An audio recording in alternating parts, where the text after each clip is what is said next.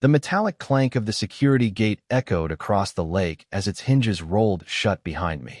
"Open that gate right now, Mr. Mercer." Deborah Langford's voice cut through the afternoon air before I even turned around. Gravel crunched beneath expensive shoes as 3 HOA board members followed her down the private access lane like they owned every inch of ground beneath them. The scent of lake water mixed with fresh-cut grass from the shoreline properties beyond the gate. Behind Deborah, a line of luxury SUVs waited near the entrance to the lake community, their engines idling softly. I rested one hand on the gate control box and said nothing. Deborah adjusted her sunglasses and held up a clipboard. "You cannot restrict access to community property." The statement sounded rehearsed, confident, official. She spoke the way people do when nobody has challenged them in years. One of the board members pointed toward my truck, a 12-year-old Ford with faded paint and a dented tailgate parked beside the maintenance shed. I caught the look they exchanged. The same look I had seen before. Work boots. Utility jacket. Old truck. In their minds, they had already decided exactly who I was. "We've reviewed the situation," Deborah continued. "The HOA board voted unanimously. Your repair invoice is denied."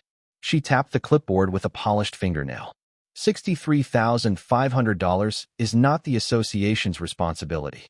A gust of wind swept across the lake, rattling the nearby dock lines against aluminum cleats.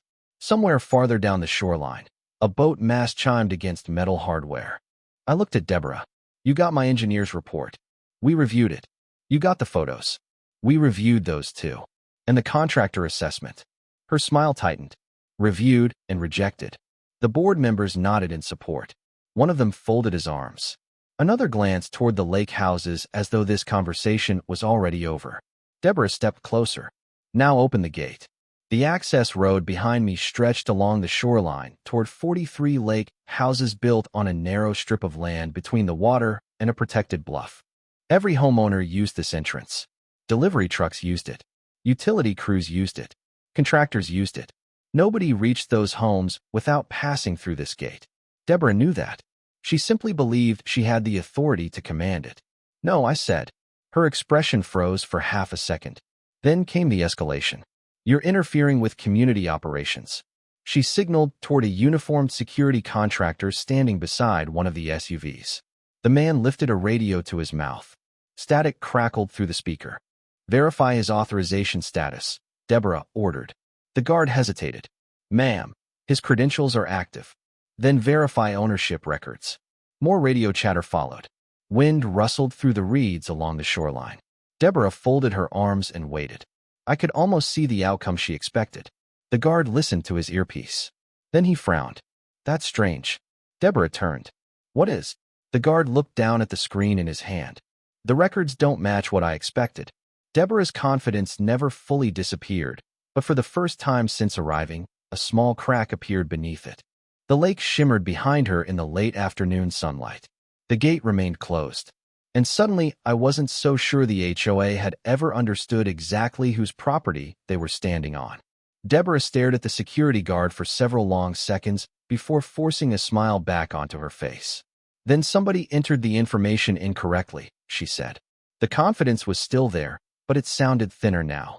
A pontoon boat drifted across the lake behind her, its motor humming softly over the water. Sunlight flashed across the surface in bright waves, reflecting against the windows of the lake houses lining the shoreline.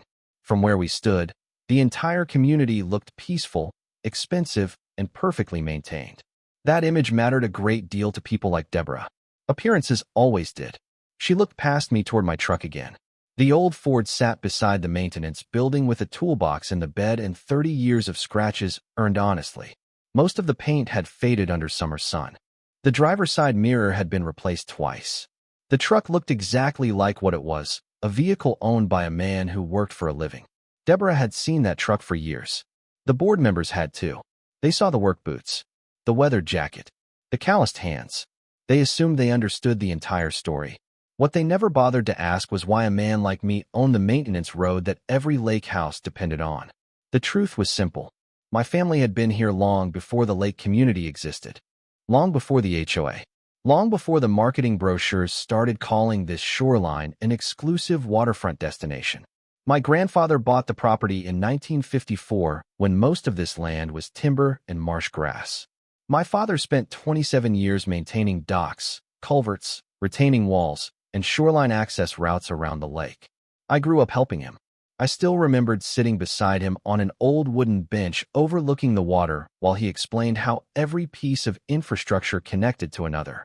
If one section failed, everything downstream paid the price. The bench still sat there today, weathered gray, solid as ever. Most residents never noticed it. Just like they never noticed the small maintenance buildings, service easements, utility corridors, and access agreements hidden behind the polished image of lakefront living. Deborah certainly never paid attention to those things. She only paid attention to authority. The radio on the security guard's shoulder crackled again. He listened carefully before looking up. There's additional documentation attached to the ownership file. Deborah sighed. Documentation for what? The guard hesitated. Property control agreements. One of the board members stepped forward. Control agreements? The guard nodded. Recorded documents. Deborah folded her clipboard shut. The sharp snap echoed through the quiet afternoon air. We already know who owns the common areas. The guard looked uncomfortable. That may not be exactly what the file says. I remained silent. Wind brushed through the reeds near the shoreline. Dock ropes tapped softly against metal posts. Across the water, several homeowners were beginning to arrive for the weekend, completely unaware of the conversation unfolding at the entrance. Deborah turned toward me again. Whatever paperwork you think you have, this gate will be reopened. Her tone carried certainty. But for the first time, certainty was all she had. Because buried inside county records, property maps, and agreements written decades before she ever became HOA president was a detail she had never bothered to learn. And judging by the look on the security guard's face, she was only minutes away from discovering the first piece of it. The security guard shifted his weight and looked from Deborah to the tablet in his hand. The balance of the conversation had changed without anyone raising their voice. A few minutes earlier, Deborah had been standing at the center of the access road giving orders. Now she had drifted several steps closer to the gate while the guard remained near the control box. It was subtle, but everyone could feel it. The lake breeze carried the smell of water and cedar from the shoreline. Somewhere down the hill, a flag rope tapped rhythmically against a metal pole. I reached into my jacket pocket and pulled out my phone. Deborah immediately crossed her arms. Whatever you're looking at won't change the board's decision. I glanced at the screen. Who authorized the contractor? Silence. Gravel shifted beneath someone's shoes. Deborah looked toward one of the board members. The association approved the maintenance work. I nodded once. Who authorized the contractor? Another pause. The guard lowered his radio slightly. One board member cleared his throat. Nobody answered the question directly. That told me enough. Camera systems had monitored the entrance road for years. Every vehicle entering through the service corridor generated a gate log. Every temporary access code created a record. Every contractor authorization left a timestamp. Systems like that don't care about opinions. They simply record what happened. Deborah pointed at my phone. This is exactly the problem. You keep acting like you're some kind of investigator. I looked at her. Did the contractor have an access code? Silence again. Wind rustled through nearby trees. The security guard looked down at his tablet. This time he actually started searching. Deborah's confidence weakened another degree. Of course they had access, she said. They were working for the HOA. I asked one more question. Who issued the code? Nobody answered. The guard finally spoke. There is a record. Deborah turned immediately. What record? He hesitated. Temporary contractor authorization. Created 6 weeks ago. One of the board members frowned. Can you see who approved it? The guard tapped the screen several times. The faint clicking of his tablet seemed unusually loud. Yes. Deborah's posture stiffened. And the guard looked uncomfortable. The authorization originated through the HOA management portal. A small wave rolled against the docks below, sending hollow knocks through the pilings. I slipped my phone back into my pocket. I didn't need to argue. The system was already speaking for me. Deborah noticed several homeowners arriving near the entrance. They had stopped walking and were quietly watching. Neutral observers. People with no stake in either side. Exactly the kind of audience she normally controlled. This proves nothing, Deborah said quickly. The contractor was approved for community maintenance. I nodded toward the guard. Can the record show location access? Silence returned. The guards searched again. More tapping. More waiting. Deborah looked increasingly annoyed with every second that passed. Finally, the guard swallowed. Actually, yes. One homeowner standing near the gate folded his arms. Another stepped closer. The guard stared at the screen for several seconds before reading aloud. The authorization included access to the private service road corridor. Nobody spoke. Even the board members seemed uncertain now, because for the first time, there was an official record that didn't come from me. It came from the same system the HOA relied on every day. And judging by the expressions around the gate, some people were beginning to wonder whether Deborah's version of events matched the records at all. At first, it looked like a disagreement about a repair bill. That was the story Deborah wanted everyone to believe. A homeowner submits an invoice. The HOA rejects it. End of discussion. But the moment the contractor authorization appeared on the security tablet, the shape of the situation began changing. More vehicles rolled toward the gate entrance. Gravel crackled beneath tires. Drivers slowed down when they saw the growing crowd. Car doors opened. Conversations started. People who had planned to spend a quiet weekend at the lake suddenly found themselves watching something much more interesting. The security guard's radio crackled again. A notification appeared on his tablet screen. He frowned and looked at it twice. Deborah noticed immediately. "What now?" she asked. The guard hesitated. "There's another attachment linked to the authorization file." One of the homeowners standing nearby stepped closer. "Another attachment?" The guard nodded. "A maintenance access request." Deborah let out a frustrated breath. "That proves the contractor had permission." The guard looked back at the screen. "Actually, it proves something else." Silence settled over the entrance. Even the people arriving from the lake houses stopped talking. Wind moved through the nearby trees. Dock lines tapped softly against metal posts below the bluff. The guard rotated the tablet slightly so the board members could see it.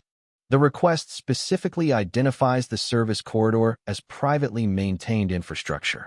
One board member blinked. Privately maintained. Another reached for the tablet. Deborah stepped forward quickly. That designation means nothing. But her voice no longer carried the same certainty. A phone vibrated somewhere in the crowd. Another homeowner checked an email notification. More people were beginning to pay attention. The story was spreading beyond a simple argument. Then another voice entered the conversation. "Actually, it means quite a lot." Everyone turned. A silver SUV had just pulled into the gravel lot beside the maintenance building. The driver's door closed with a solid thump. A woman carrying a leather document case walked toward the gate. I recognized her immediately. So did the security guard. "County Records Office," he muttered quietly. Deborah's expression tightened. The woman approached without rushing. Calm. Professional. The kind of person who spent her career dealing with paperwork that could not be argued away. "Afternoon," she said. "My name is Rebecca Walsh." She looked at me and nodded politely. Then she looked toward Deborah. "I believe there may be some confusion regarding several recorded property agreements." The crowd became noticeably quieter. Deborah folded her arms.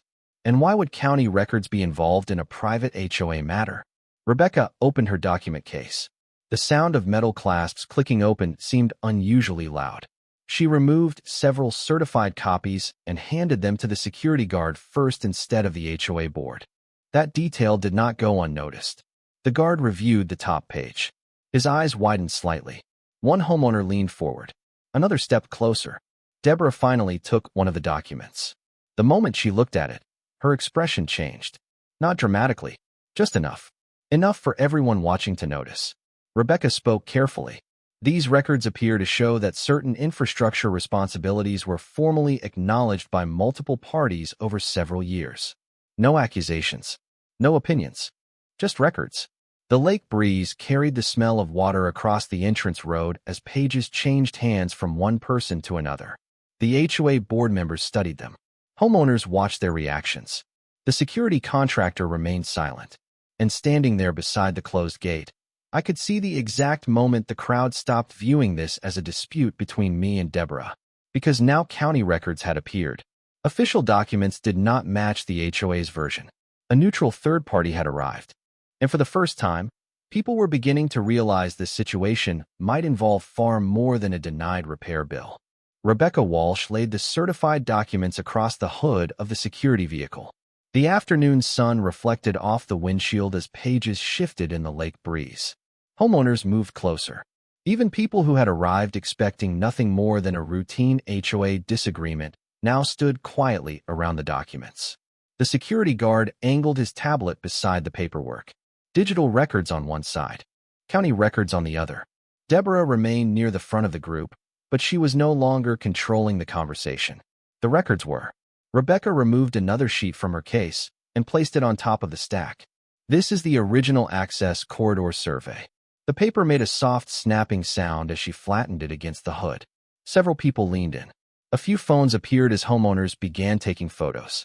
Deborah immediately frowned. That survey is decades old. Rebecca nodded. Correct.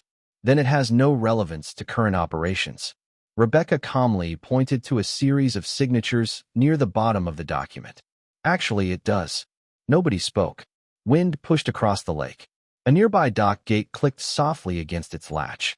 The security guard enlarged a file on his screen. These signatures appear in later maintenance agreements too. One homeowner looked confused.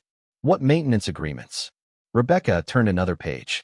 Every few years the access corridor required formal acknowledgement because portions of it crossed private parcels. The crowd grew quieter. One board member stepped forward.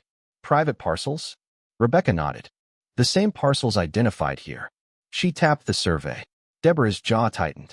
The map itself was simple. Colored boundary lines. Parcel numbers. Easements. Access routes. Nothing dramatic. Yet the effect on the crowd was immediate. Because for the first time, people could see the physical layout with their own eyes.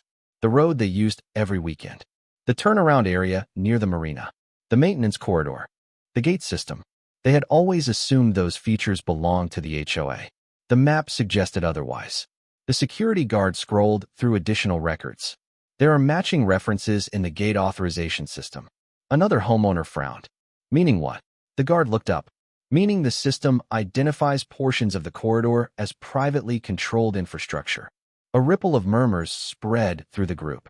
Deborah immediately pointed toward the gate. That's impossible.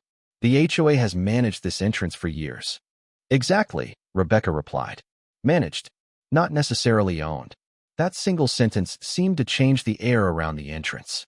At first, the issue had been a denied repair invoice. Then it became a question about contractor access. Now something much larger was emerging. The HOA had spent years issuing access rules, approving contractors, assigning codes, and regulating infrastructure that might not fully belong to them in the first place. The irony was impossible to miss. The very gate system Deborah had relied on to control residents had produced the logs now challenging her authority. The same authorization records the HOA used to enforce compliance were becoming evidence against their own assumptions. Echoes of past decisions were suddenly everywhere. Rebecca opened one final folder. Unlike the others, this one contained a large folded document. The paper crackled as she carefully unfolded it across the hood. Conversations stopped immediately. Even Deborah stared. It was a full county parcel map covering the entire lake community.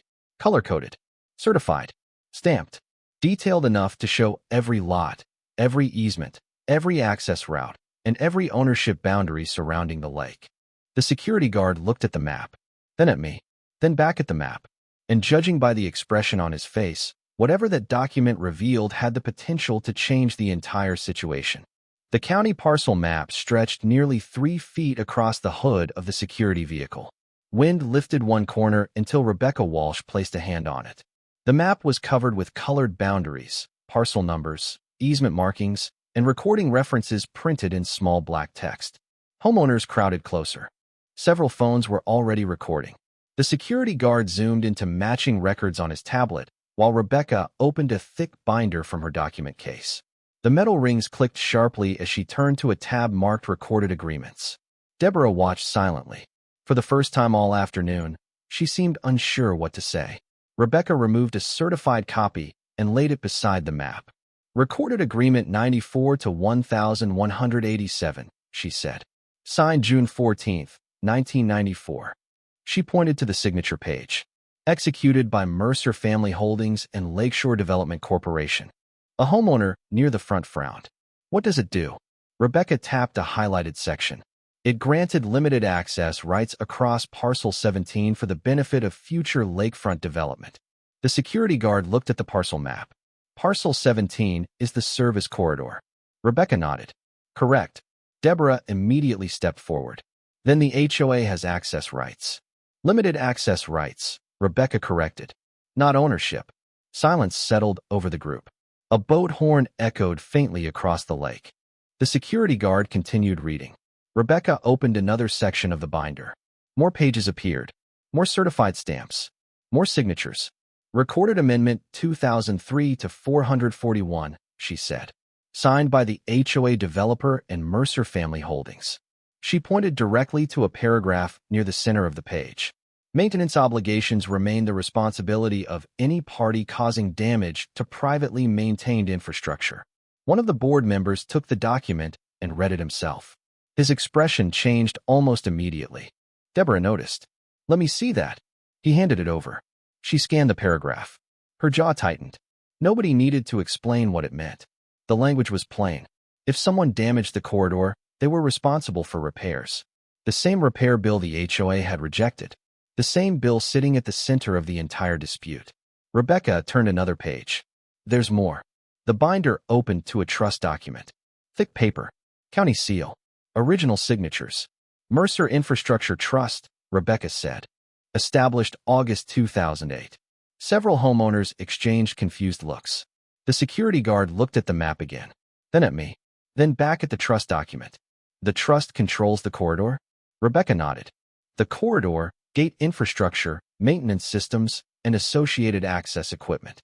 The words seemed to drain the remaining confidence from the HOA board. Deborah looked toward the gate control box, then toward the access road, then back to the documents. Everything she had treated as HOA property was beginning to look very different. A phone rang somewhere in the crowd. Nobody answered it. Nobody wanted to miss what came next. Rebecca pulled out one final document. Unlike the others, it carried fresh certification markings from the county clerk's office. This filing was updated 18 months ago. She placed it directly on top of the parcel map. Recorded and verified. The security guard read the heading aloud. Infrastructure Control Confirmation. His eyes widened. The trust retains authority over gate operation and access restrictions when maintenance obligations are breached. No one spoke. The lake breeze moved across the paper. Homeowners stared at the filing. Board members stared at the filing. Deborah stared at the filing.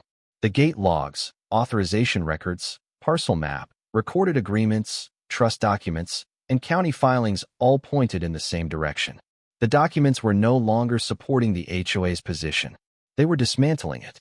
And standing beside the closed gate, Deborah Langford finally lost the one thing she had relied on since arriving that afternoon, the legal advantage. The emergency board meeting started less than 48 hours later. You could hear the scrape of folding chairs across the clubhouse floor before the doors even opened. The steady hum of the air conditioning filled the room while homeowners packed every available seat. Normally, these meetings attracted a handful of residents. This time, nearly everyone showed up. The atmosphere felt different. Not angry. Nervous. A projector cast a bright rectangle across the front wall where copies of county filings, parcel maps, and maintenance agreements appeared one after another. Deborah sat at the center of the board table as she always had, but something had changed. For years, people looked toward her whenever questions came up. Tonight, they kept looking toward the documents instead. Paper had become more powerful than authority. A stack of attorney letters sat in front of every board member. Their white envelopes looked harmless until people started reading them. Pages turned. Chairs shifted. Someone quietly cleared their throat. The HOA's attorney appeared by video conference on the projector screen. Even through the speakers, his tone sounded far more cautious than Deborah's had at the gate. The association should avoid making further assumptions regarding ownership or operational authority, he said. Nobody liked hearing that. Several homeowners exchanged glances. One board member leaned forward. What exactly does that mean? The attorney paused. It means the documentation currently under review may expose the association to liability. The word liability seemed to hit the room harder than any legal argument. You could almost feel it moving through the audience. For years, residents worried about landscaping notices, paint colors, boat storage permits, and parking rules. Now people were hearing different words. Liability, insurance exposure, maintenance obligations, property access rights. Those words affected everyone. A phone vibrated somewhere near the back row. Another homeowner opened an email from the community insurance carrier.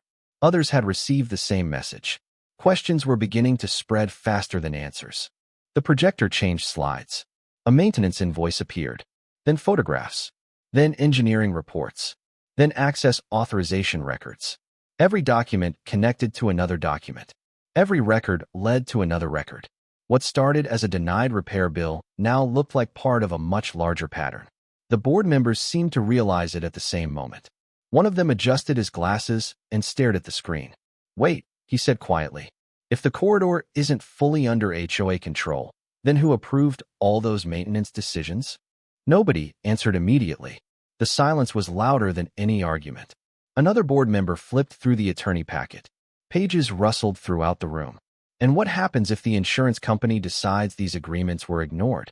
More silence. Deborah finally tried to regain control. "Let's not overreact." But the sentence landed differently than it would have a week earlier. The room no longer moved with her. The room moved with the evidence. A homeowner stood up near the side wall. "What about property values?" Another asked, "What about future access?" Someone else raised a question about legal fees. Then another. Then another. The concerns kept coming. Not because people suddenly supported me. Because money had changed sides. The risk no longer belonged to one homeowner presenting a repair bill. The risk now belonged to the entire association. By the end of the meeting, the projector screen displayed one final notice from legal counsel recommending a formal internal review of infrastructure authority, maintenance responsibility, and access control procedures. As the image glowed across the front wall and chairs slowly slid backward across the floor, one thing became impossible to ignore. The HOA was no longer controlling the system. The system was beginning to investigate the HOA. The first official correction arrived 5 days later. Not through an argument. Not through a dramatic confrontation. Through email. The notification sound echoed across my kitchen while I was repairing a section of dock railing. I wiped my hands, opened the message, and read the subject line twice. Official correction of infrastructure authority records. The HOA board had voted unanimously to issue a formal clarification to every homeowner in the community. By that evening, copies were appearing in inboxes across the lake. Printed versions sat on clubhouse counters and community bulletin boards. The letter acknowledged that portions of the access corridor, gate infrastructure, and maintenance systems were governed by recorded agreements outside direct HOA ownership. It was careful language. Legal language. The kind people use when they are admitting a mistake without explicitly saying the word mistake. The next change came 48 hours later. During a special board session, another projector illuminated the clubhouse wall. The hum of cooling fans filled the room while residents watched a new policy presentation. The same gate authorization system the HOA had relied upon for years was now displayed slide by slide as evidence of procedural failures. Access codes, contractor approvals, maintenance records, authorization logs. Every digital tool once used to enforce HOA authority had become part of the review process examining that authority. The irony was impossible to miss. The system had preserved everything.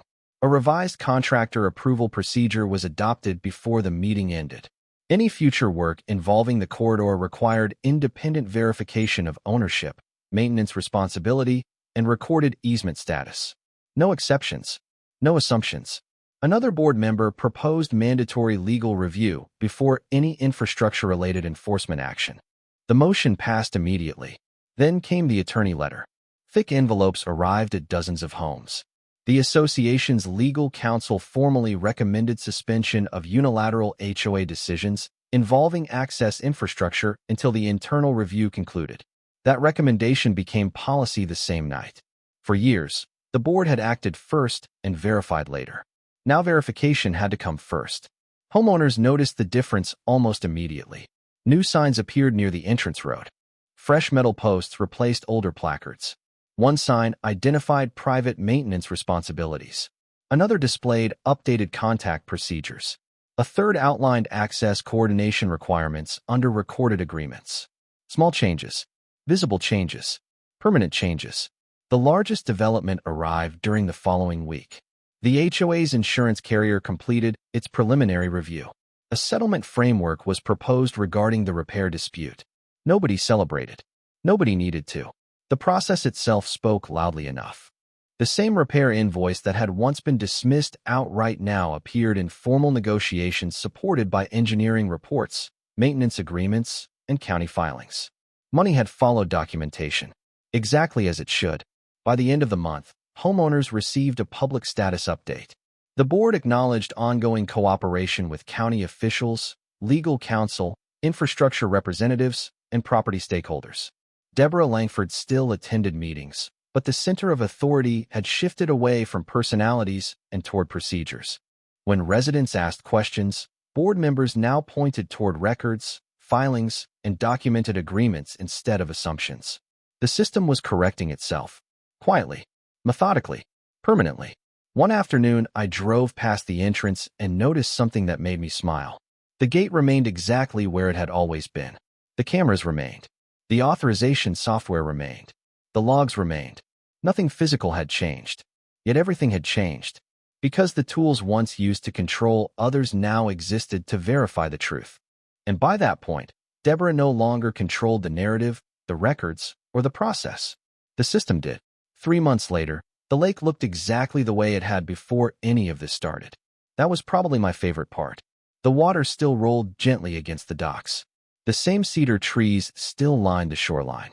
The same road curved along the bluff toward the lake houses. Early sunlight still reflected off the water every morning and turned the entire surface silver for a few minutes before settling into blue. Most people would have driven past and assumed nothing had happened. In a way, that was the point. Real solutions rarely leave dramatic scars behind. They leave order behind. One Saturday morning, I parked my old Ford beside the maintenance building and walked toward the entrance gate. The hinges moved smoothly as a delivery truck passed through. The access system worked exactly as it should. A green light flashed. A code was verified. The gate opened. The gate closed. Simple, predictable, documented. The security cameras mounted above the entrance quietly continued recording every vehicle that entered and every vehicle that left. The same cameras that once seemed like tools of control had become tools of accountability. The same authorization logs that had once been used to issue directives now existed to verify facts. Nothing about the equipment had changed. Only the understanding of who was responsible for what. A small metal plaque had been installed beside the gate control box. It identified infrastructure responsibilities according to the recorded agreements and county filings. Visitors rarely stopped to read it. Most residents never gave it a second glance. But every word on that plaque matched the records. That mattered. Down near the shoreline, I walked past the old wooden bench my father used to sit on. The bench was still there, weathered gray, solid. The lake breeze moved through the reeds nearby. Dock ropes tapped softly against cleats. A fishing boat drifted slowly across the water. I sat down for a few minutes and looked toward the access road. Years ago, my grandfather helped establish the first maintenance routes around this shoreline. My father spent decades preserving them. Neither man cared much about titles or authority. They cared about responsibility. Build it correctly. Maintain it properly. Document everything. Let the records speak when they need to. In the end, that turned out to be enough. The settlement had been completed. The revised procedures were in place. The review process had concluded. County records had been updated where necessary. Future maintenance obligations were clearly identified. The HOA continued operating. The community continued growing. Property values remained strong. Residents continued enjoying the lake. The system worked because the facts finally matched the records. As I stood up from the bench, sunlight reflected off the water and flashed briefly across the entrance road in the distance. The gate opened for another vehicle. The cameras continued recording. The lake continued moving. Nothing looked dramatic. Everything looked right. That was the victory. Not punishment. Not embarrassment. Not revenge. Just reality catching up with assumptions. Authority is not what someone claims. Authority is what deeds, contracts, records, and law recognize. Patience beats arrogance. Documentation beats intimidation. Paperwork beats power plays. Ownership beats assumptions. The sound of the gate motor hummed faintly across the water. A dock line tapped once against a metal post. The lake breeze carried the familiar scent of cedar and fresh water. And for the first time in a long while, everything was exactly where it belonged. What would you have done? Have you ever dealt with an HOA like this? Let me know in the comments.